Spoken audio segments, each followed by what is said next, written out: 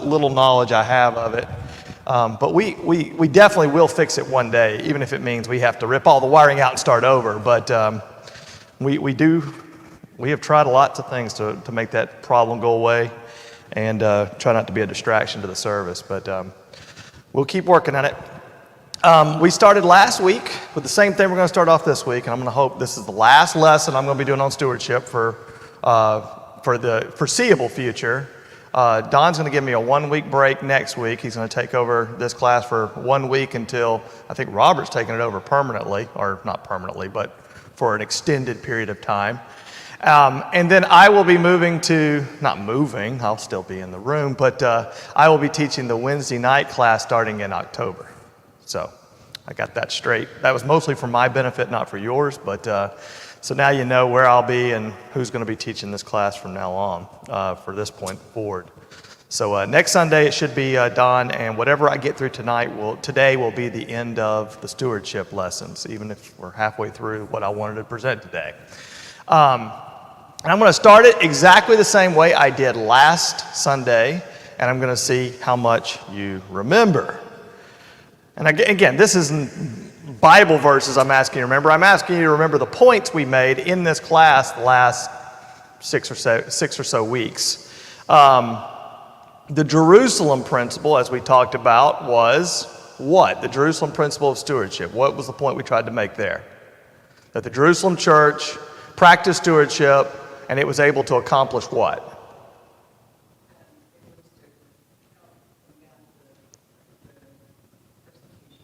Right, the persecution, the barriers that were standing in between fellow Christians, specifically at that time, the Jews and the Gentiles. But good stewardship, Christian stewardship, the kind of stewardship God would have us to practice, will overcome all the challenges that separate us in the church, that break down unity.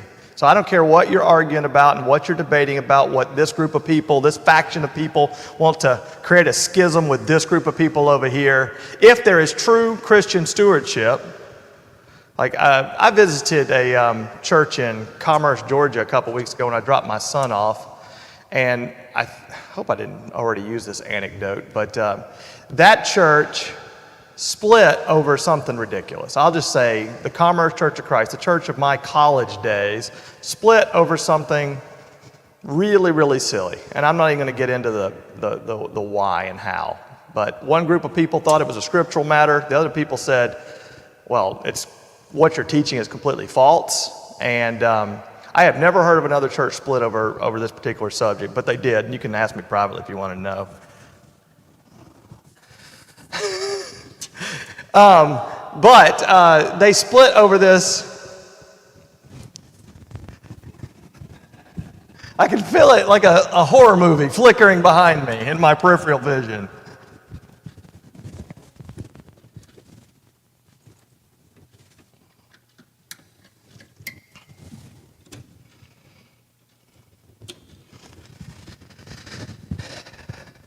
That thought allowed me to get on with this story.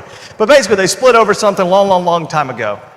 And I went back a couple weeks ago and I said, has there ever been any talks about getting these two groups back together? I imagine some of the people that were being so cantankerous back in the day are kind of pretty elderly or have passed away. And maybe we can get these two groups back together and realizing that we're all members of the same church and that we should be together again and unified. And they basically said that we have made that olive branch plea multiple times, this small group that basically left that building and started a new congregation in a kind of a storefront church after that. And every single time they had made that plea of saying, let's just sit down and study together. I mean, if nothing else, we can sit around and read the Bible together and we can study together and we can have some kind of talks just about what we do have common ground with. And that group every single time rebuffed them and said, no, we're not interested. And you think about it, you got one group that literally is trying to do the right Christian steward idea, the idea that let's find what we do agree on and let's at least start with that and let's start being friendly one another. But the other group looked at the other group as, nope, you're dead to us. You don't exist anymore and there's no coming back from where we were. And anyway, a little bit of Christian stewardship could go a long way towards repairing that break between those two groups. And then we talked about the Macedonian principle of stewardship. And the Macedonians were very poor. They didn't have very much going for them. They were the lower class Christians in the world at that time because they were the Gentiles that had converted. But yet they could use stewardship to show they had great gratitude. And they demonstrated their gratitude through their stewardship and gave beyond what they could give, as Paul talks about there in the scriptures we looked at there. And they could use their material things in God's best interest, but they could also reward fellow Christians who had blessed them spiritually, because we know the Jerusalem church blessed them with the knowledge and the study and the ability to know what they could do with their lives. And then last week we looked at the Abraham principle. And Abraham was a man that had been very much blessed in his life. We talked about how just everything he seemed to do turned for the best for him, materially, spiritually, and God gave him so many blessings. But what was the expectation for Abraham? That he would have to be a blessing. It wasn't enough. These weren't for him. These blessings did not belong to Abraham. They belong to his children. They belong to the church today, that we are the children of Abraham in that sense. That those blessings were given to him so he could be a blessing. God had a plan for him. And the Abraham principle of stewardship is that we can't just accept God's blessings and say, wow, God really likes me.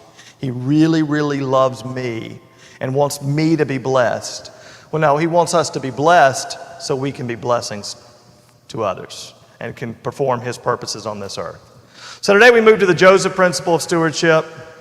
And Joseph's just a really interesting character because we get to see him, unlike Abraham, we get to see Joseph at unbelievable lows and unbelievable highs. I mean, his life is like one of those Hollywood stories where you can't believe that he was at one point a slave and at one point like literally one step behind the king.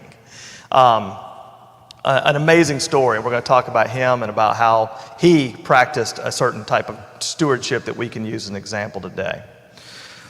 Stewardship's a result of a relationship with God, and it's not the result of just having favorable circumstances and situations. And Joseph's story is going to tell us that really, really well. A Christian steward allows God to work through him in everything he does in life and doesn't take time out. It's like, oh, life's not going well right now. God doesn't expect me to be a steward right now. And when my circumstances get better, it'll be easier for me to be a good steward. Joseph didn't live his life like that. Regardless of circumstances, situations, and conditions of his life, he was always a good steward. And we're going to look at that in Genesis chapter 37 and Genesis 39. You're going to be turning to that, but I'm going to have you do a little thought experiment before we do that first. If you could choose one thing to be said honestly about the impact and significance of your life, what would you choose? Give you a second to think about that. In other words, what one truth would you want someone to say at your funeral? I know that's a morbid thought, although I think all of us do kind of think, man, it would be, I'm not looking forward to my funeral. I'm not wishing that day to come quicker, but it would be nice to be a fly on the wall for that event. It would be nice to be able to see what people say. And I think some people even go through, wanting to hear a preview. They in their older age, they might ask their family to say, are you going to speak at my funeral? Or are you going to have, do you want to give me a preview of some of the things you might want to say? Let me edit those maybe if I need to. But that's what I'm going to ask you. What one truth would you want said at your funeral to highlight the significance of your life? Now, I'm not talking to a perfect sample of the world right now. I'm talking to a bunch of people that are at the Central Church of Christ on a Sunday morning. But what are some of the things you'd want said? I mean, there's a lot of different things that I think we all have basically the same thing in common, but do you have any phrases or thoughts that how you would phrase this? Nobody wants to. I might come back to this question. I don't want to make anybody uncomfortable, but I'll come back at it. Well, anyway, while we're living and we're gonna give some examples in a second. While we're living, it is possible for our lives to be more appearance than substance. I think we've known people like that they look like they're doing all the right things, whether that's in the job or at school or in the Christian life. We've seen people that can we think of the Pharisees, obviously, as great examples of, they look holy. They say the right things most of the time, at least, especially when there's people watching. They have all the appearances, but it's more about appearances than it is about actual substance. You know, appearances may suggest I'm a nice person who deeply cares about other people, but inside we know that, well, I'm just doing that so other people can see that. I don't feel it. I don't feel that love for the lost, or that love that Christ has for each of his people in whatever situation they are in life. And that's something we have to work on. That's our heart. That's a problem with our heart if we can't really get there with the idea of loving our fellow humans. But the reality inside for that same person who has all the appearances of looking like that nice person who deeply cares about others could be that inside, greed-filled, pleasure-driven, self-centered. But that person just simply knows how to be discreet, knows how to hide the selfishness that's in their heart and to present a good appearance.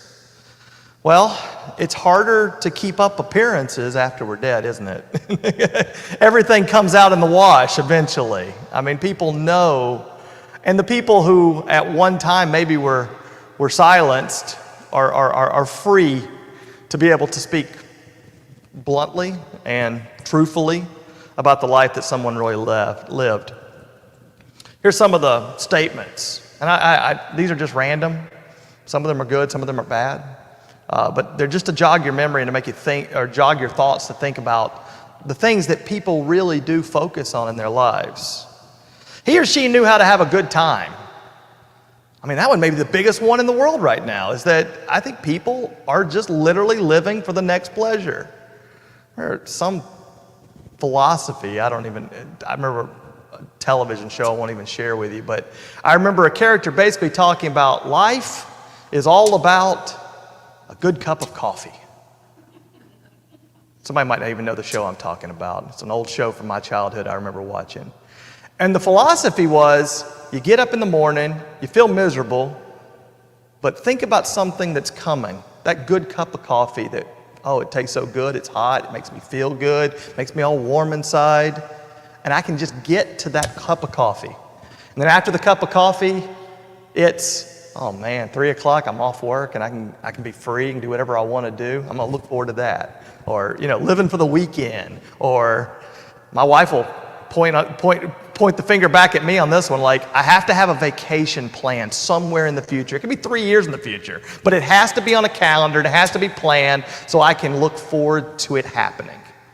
And I can spend a lot of daydreaming thinking about when I'm on that trip, and I can forget the misery of whatever situation I'm in at work or whatever else. And we can spend our whole life just figuring out how to have a good time somewhere in the future. He or she was the best ball player I ever knew. I mean, every Hall of Fame speech is about what a great ball player that guy was. And they're great speeches. I love them. And I love a lot of very various forms of ball. Watched a bunch of it yesterday. But if that's the best thing someone can say, I don't know if our life was lived for the right purpose. He or she knew how to make money. He or she knew how to invest. Very shrewd investor. He or she knew how to save.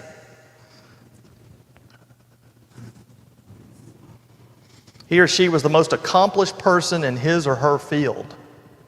I mean, I think most of us want to be an accomplished person in whatever earthly endeavor we participate in. And there's certainly nothing wrong with being a very accomplished person in our field. But if that is the be-all and end-all, we might want to reevaluate. A couple more. He or she succeeded in everything he or she attempted. Oh, we might be onto something. Is that one a good one? It depends on what they attempted. But yeah, that could be a great one. If they attempted to convert their neighbors and friends to Jesus, then absolutely. I would love to have that said at my funeral. So yeah, it depends on what you attempted. Good thought. He or she was incredibly generous. Again, wonderful. Wonderful. Love to have that said. Again, generosity by itself without a spiritual life.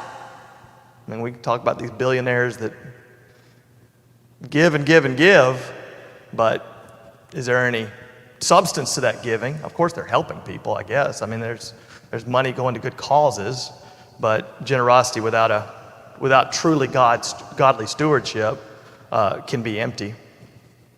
He or she was loyal, dependable, trustworthy. Sounds like a Boy Scout. So absolutely, positive things. He or she was a person of character and integrity. We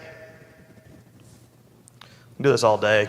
He or she was the most knowledgeable person I ever knew. That's another one of those depend questions. We can have all kinds of knowledge of science and history and literature, but obviously there's only one knowledge that really ultimately matters, and that's knowledge of the Word of God.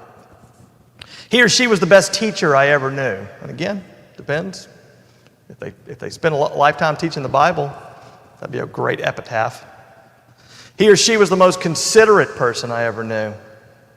And to be the kind of steward we need to be, actually being considerate, sincere interest in our fellow brothers and sisters in this earth are absolutely important.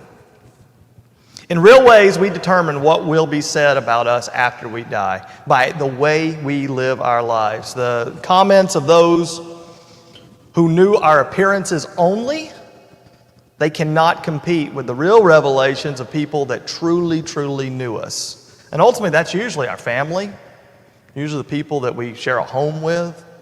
But if we're the type of brothers and sisters in Christ that we should be, it's our church brothers and sisters who are just as bonded to us as anybody that happen to live in our home or be blood related to us.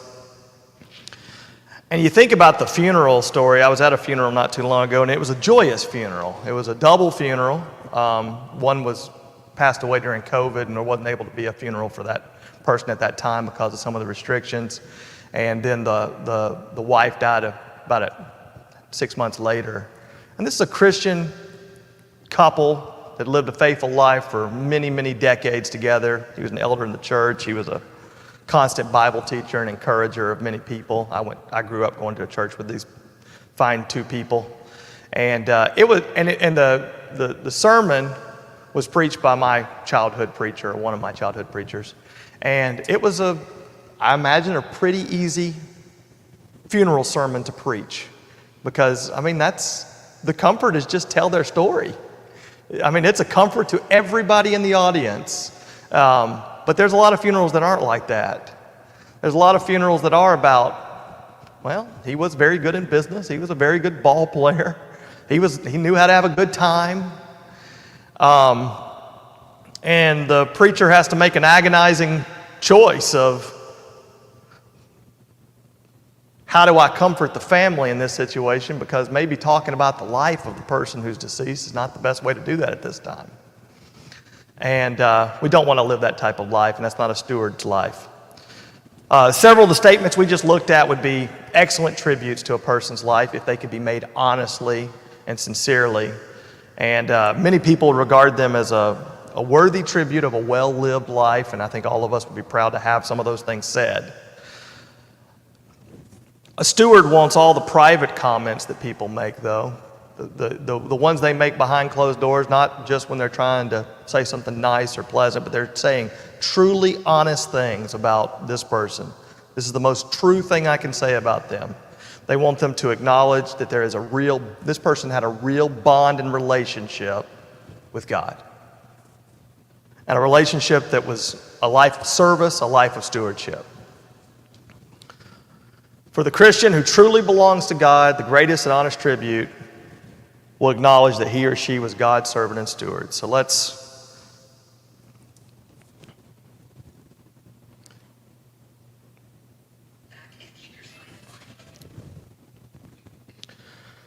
Let's get on to some of the desires of God's stewards. First, the ability to comfort the distressed. The ability to bring hope to those in despair. The ability to give guidance to those who are without purpose. The ability to encourage the discouraged. The ability to renew the energy of the weary. And the ability to appreciate the unappreciated. What do all these things have in common? Caring. We have to know people. We have to know their situation. We have to know what their needs are. And we have to meet people's needs. I mean, if you look at the example of Jesus Christ, every single story you read about Jesus Christ, he's meeting the needs of sometimes the dregs of society, the lowest of the low, the completely forgotten and ignored and unwanted people on the face of the planet when he lived. But he also met the needs of some very important people, some good people, some people that were trying to do the right things. But he met the needs and cared about every single person he encountered. And that's the challenge for us. We've got to do the same thing. The greatest desire of God's steward is to reach a point in our relationship with God. If I had to sum up all these things, is to do good, to do God's will as naturally as breathing air. It's not work for us because it's just what we do. It's natural. Do we think about breathing? Does anybody think about, well, you might if you're sick, you might if you have COVID, but do we normally think about breathing? No, you do it while you sleep. It's just something that's just reflexive. It comes automatically. We don't have to think about it. We don't have to constantly remind ourselves to do it. What a laboring world that would be if we had to think about, oh yeah, don't forget to breathe. Or we don't have to repent when we fail to do it. That's what kind of stewardship we have to have. It just comes naturally and reflexive. And remember the lyrics of the song we looked at a few weeks ago, Sweet Will of God, my stubborn will at last have yielded. It has that great line in it, till I am wholly lost in thee. That means our will doesn't exist anymore. Our will has become God's will.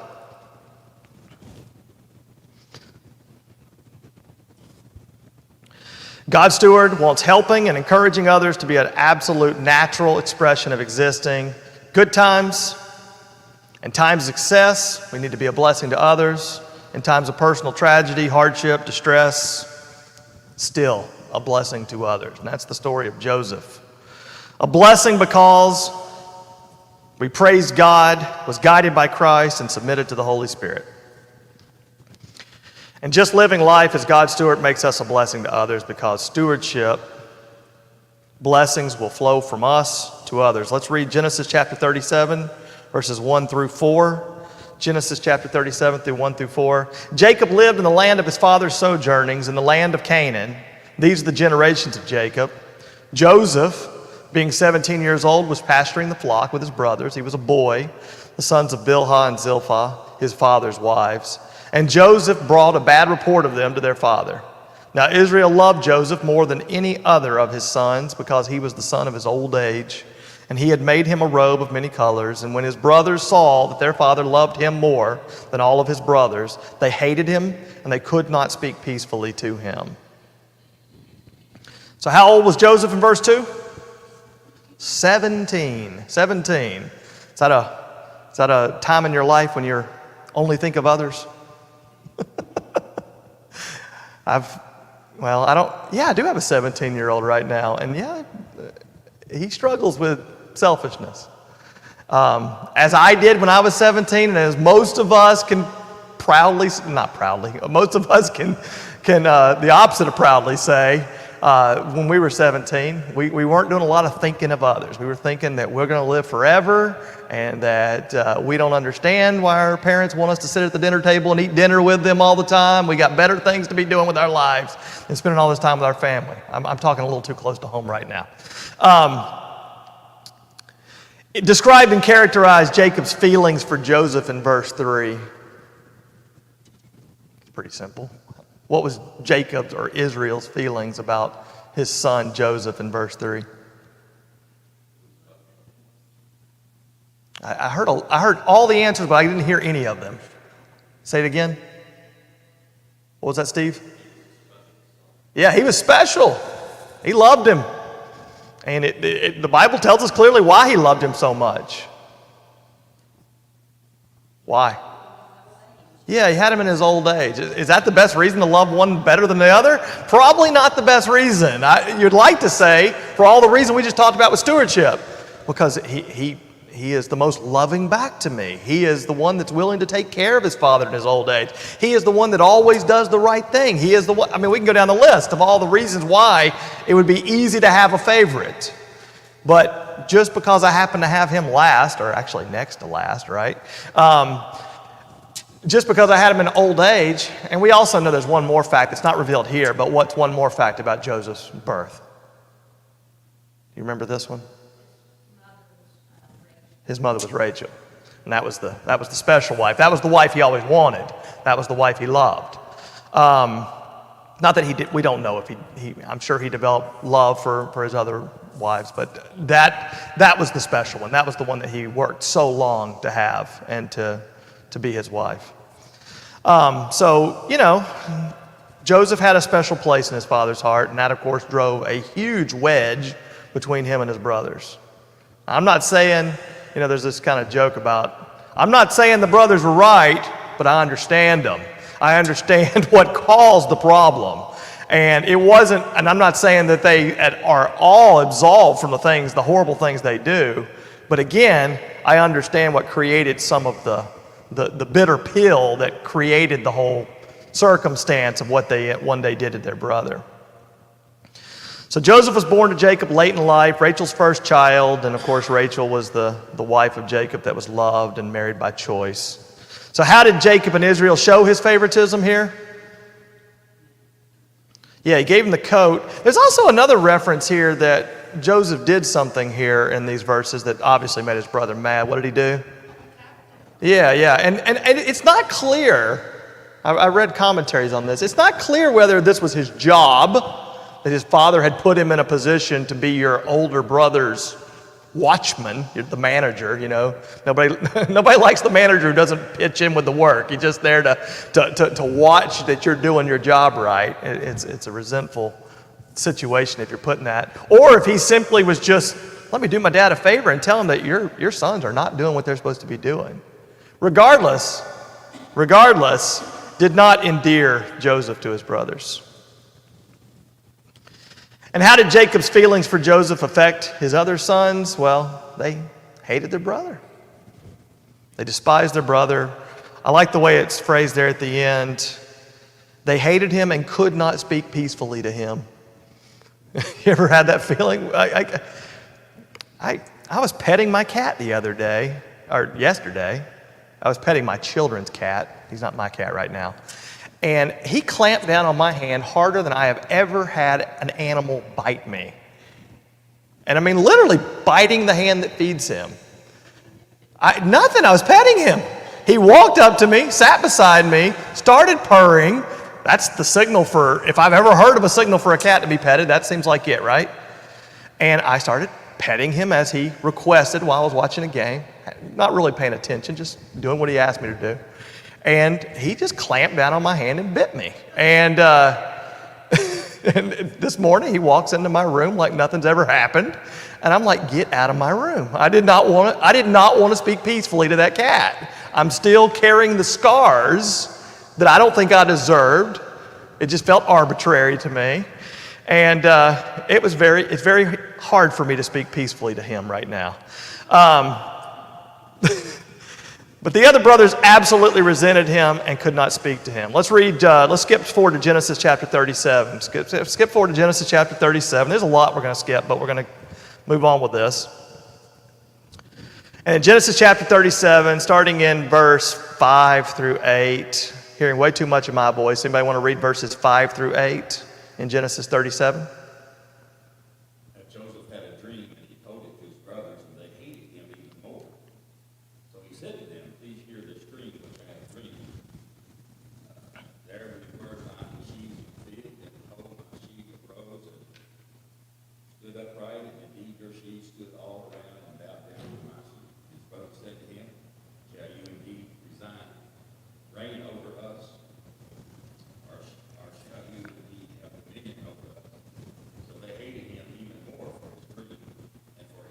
What do we think of Joseph at this point?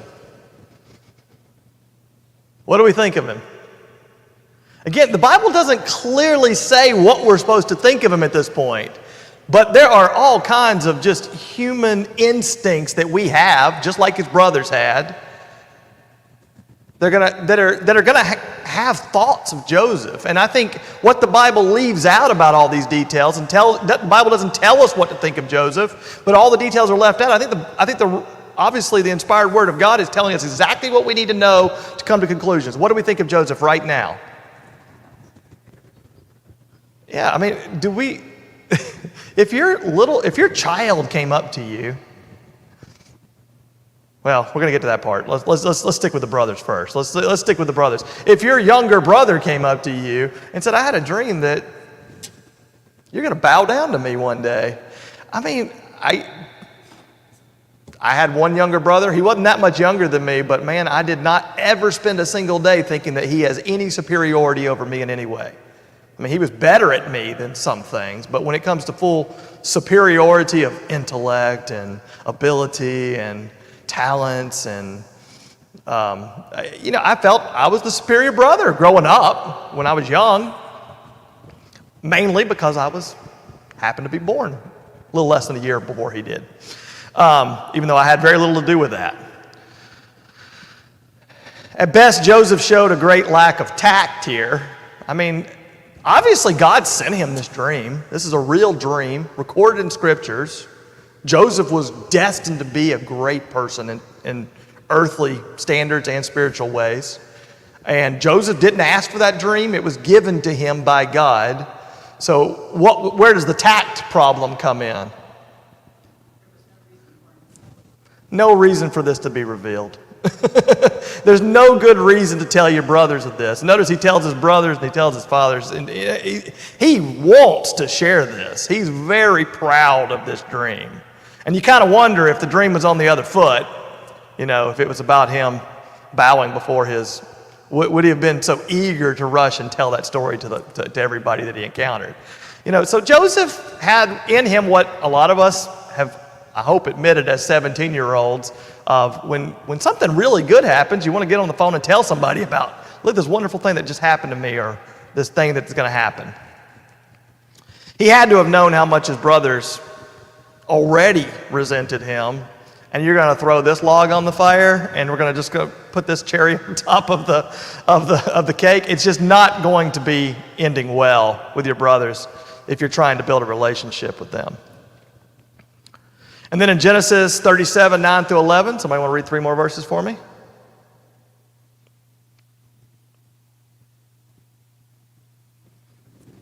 I'll get it. Then he dreamed another dream and told it to his brothers and said, behold, I have dreamed another dream. Behold, the sun, the moon, and the 11 stars were bowing down to me. But when he told it to his father and to his brothers, his father rebuked him and said to him, what is this dream that you have dreamed? Shall I and your mother and your brothers indeed come to bow ourselves to the ground before you? And his brothers were jealous of him, but his fathers kept the saying in mind. It's one thing to say this today. I mean, if obviously, I think the day of God communicating us in dreams is over. There's no reason for God to reveal anything beyond his word at this point. But if something like this could have happened today and you went and told your father that you're going to bow down to me, I mean, it would be controversial today to say something like that to your father. At least it would have been controversial for me to say that to my father. I wouldn't have thought of saying something like that to my father, even if I thought it was true. But in this patriarchal age, to say to your father, you the next to youngest, you're the 11th son. You are so insignificant in the scheme of their world. And you're saying, not only to your brothers, but to your fathers, you're going to bow down to me one day. So just go ahead and get that in your mind and accept it. If Joseph was unwise to share the first dream, what do we have to think of his tact for sharing this one? I mean, he's already seen the result of what happened when he told the first dream, and he returns and says, well, I got a better one now. Let me tell you this one, and Dad, you come over here for this one too. I'm going to share this one with you also. The second dream caused even more resentment because it set him above his brothers, his father, and his mother. And how did his father react to that dream? That's a real question. He rebuked him. Said, you are wrong. Well, and notice he rebuked him for having the dream, if you really think about it. He didn't rebuke him for saying it out loud. But there is a little bit of clue that his father did say, because remember, his father had had a dream too, right? Remember, God had communicated directly with his father through dreams. So he recognized, and what's the clue in the last verse that his father recognized it? He kept it in his mind. He's like, he rebuked his son, and then after he sent his son away, he's like, I'm going to hang on to that thought because stranger things have happened. And I've seen these kind of things happen. Well, how did his brothers react to the dreams? His brothers were extremely jealous. And we talked about it briefly, but the only thing I can think of why Joseph would share these dreams at this point is because he was filled up with them. He was really proud of these dreams, and it wasn't enough for him to know that God had given him this vision of his future. I want these people around me who are my superiors, but I want them to know that there's going to be a day where I'm going to be the superior one on this earth, and I want you to know it. He was arrogant. Pride had obviously taken hold of him at this point. Joseph had the sort of pride that was common in anybody who's favored and blessed. You know, if you live a life where everything you do turns to gold, it's hard not to get very prideful and not to get very confident in your abilities. You know, it's like when a kid gets an F on a paper, he always says the teacher gave me that F. And when you get an A, you never say the teacher gave me an A. You say, I got an A. I got it. And I'm a teacher, so that's my example. I spent 10 years arguing with students over why I gave them an F and they got an A. But we do get prideful over good things that happen to us in life when we're blessed and we're favored. He was so focused on how great his dreams were going to be for him, he didn't even consider how those dreams are going to sound in the ears of his brothers and his parents. And Joseph here is a real contrast to Jesus. We're going to spend a lot of time talking about how Joseph is a type of Jesus. He is very similar to Jesus in many ways in the Old Testament, and he echoes lots of things that happen in the life of Jesus. But this is a real contrast between him and Christ. Christ never had this point in his life where he was arrogant, or that he had every reason in the world to know he was better in every shape, form, and fashion to everyone he encountered. But he never allowed that to influence the way he behaved towards his parents or to his family or to anybody he encountered. Jesus wants us to be, as he was on earth, an other person-centered person. We're not centered on ourselves, we are centered on others. Remember, the dreams are sent by God were prominent in this family's history. Through dreams, God had communicated his promises of blessings to Abraham, and Jacob had prophetic dreams. And these dreams were promising this family that a lot of extraordinary things would happen, and of course they did. Starting with Abraham being promised that he would have a son in his old age. For Joseph to receive a dream like this had enormous significance to that family. And let's turn to Genesis 37, let's skip down to verse 12 now, and the brothers take revenge here. You know, we're not going to take time to read that one because I think we know that story so common and I'm running out of time here. But what happened to Joseph here? Jacob sent Joseph to check on his brother's well-being. And that kind of points to the fact that maybe he was the manager, he was the spy of sorts. And the brothers captured him, they imprisoned him in a pit, they sold him to a caravan of Ishmaelites, which ironically or not so ironically are the descendants of Isaac's half-brother Ishmael. Made him a slave, then they used his clothing, probably the same coat, soaked in goat's blood to convince Jacob that a wild animal had killed Joseph. And then starting in verse 18, they saw him from afar, and before he came near to them, they conspired against him to kill him. They said to one another, here comes this dreamer. Come now, let us kill him and throw him into one of the pits. Then we will say that a fierce animal has devoured him, and we'll see we will see what will become of his dreams. We see that Joseph's dreams were an absolute primary motivation in their actions. Well, we've seen the before in Joseph's life at this point. Let's consider the after. We're going to skip forward in Joseph's life, a lot of events in between, but we're going to go ahead and go all the way to Genesis chapter 39, verses 1 through 6. And we're only going to see a portion of this one because there's just so much on Joseph we could talk about. But we're going to talk about his initial time in Egypt. Now, Joseph had been brought down to Egypt, and Potiphar, and the officer of Pharaoh, the captain of the guard, an Egyptian, who bought him from the Ishmaelites who had brought him down there. The Lord was with Joseph, and he became a successful man, and he was in the house of the Egyptian master. His master saw that the Lord was with him, and that the Lord caused all that he did to succeed in his hands. So what happened to Joseph in verse 1? Where did he end up? Egypt, in the possession as a slave to a man named Potiphar. Potiphar just happened to be, you see God's providence all along this, just happened to be an officer of the Pharaoh. So he got direct access to the king. And what's said about the Lord's treatment of Joseph in verse 2?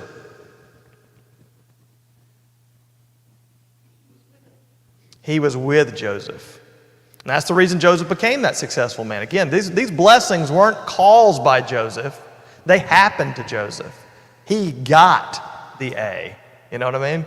He didn't get it. He was given the A. He was given the A. Obviously, God is with him, making things happen through using his providence. What did Potiphar see in verse 3? He saw two things. He saw that the Lord was with Joseph. And whether he's a religious man or not, he's like, I think I need to hitch my wagon to this man because everything this man does is blessed.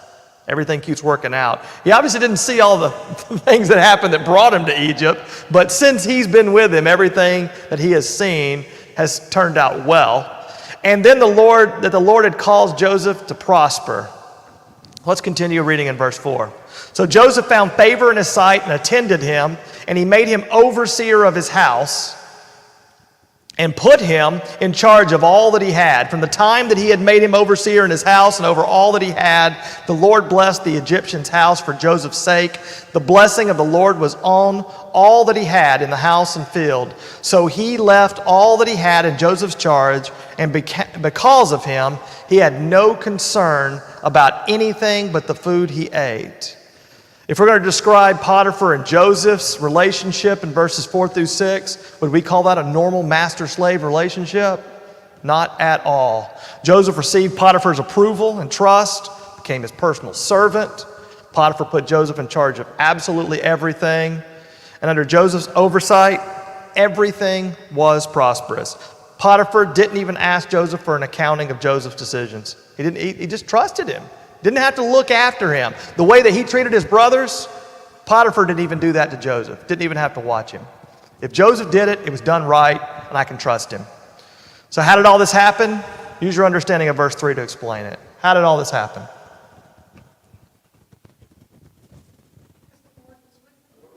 God was with him. God was with him. Potiphar clearly understood that God blessed everything Joseph did. He used his awareness to benefit himself.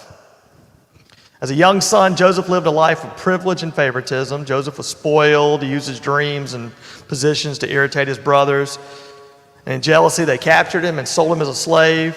And that spoiled favorite son abruptly lost every single privilege he had and became a slave. What a transition. What a change. As a young son, Joseph lived a life of privilege and favoritism, but as a slave, he became completely the opposite. Instead of the guy who watched and kept an eye on things, he became the worker. He became a dependable and loyal steward. I'm going to end this one a little early because we're out of time. Last week I ended 5 minutes early. I want that 5 minutes now, but I can't have it. But I'll say this. It's very clear that Joseph was a blessing in whatever situation or circumstance he had to be. He did not stop being a steward when things got successful, and even no matter at the highs and lows of his life, he always sought opportunities to be God's steward. We're going to have to end it there. Look forward to seeing y'all in the Wednesday night class soon. And